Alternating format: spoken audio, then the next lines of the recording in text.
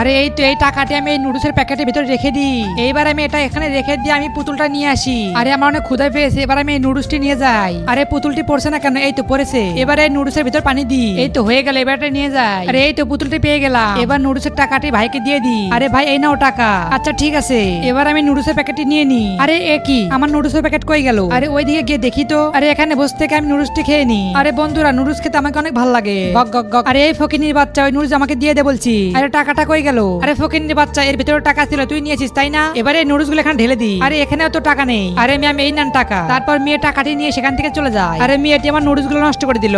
এবারে নুডলস গুলো ডাস্টবিনে ফেলতে হবে। আরে আমি কি এটা ঠিক করলাম? এই তো এবার ডাস্টবিনে ফেলে দি। আরে বাপরে, আমার তো অনেক ক্ষুধা পেয়েছে। তো বন্ধুরা, এরপর মেয়েটি এমন কিছু করে তা দেখার আগে তুমি যদি শয়তানকে ঘৃণা করে থাকো আর তোমার মাকে মন থেকে ভালোবেসে থাকো, তাহলে ভিডিওটি লাইক দিয়ে চ্যানেলটি সাবস্ক্রাইব করে দাও আর কমেন্টে লিখে দাও আই লাভ ইউ মা। আরে মেয়েটি মনে হয় অনেক ক্ষুধার্ত, মেয়েটিকে কিছু দিতে হবে, কিন্তু আমার কাছে তো কোনো টাকা নেই। এই তো বুদ্ধি পেয়েছি, এই সোনার চুড়িটি দিয়েছি। এই নাও, এই সোনার চুড়িটি তোমার কাছে রাখো। আরে ওয়াও, থ্যাংক ইউ আপু।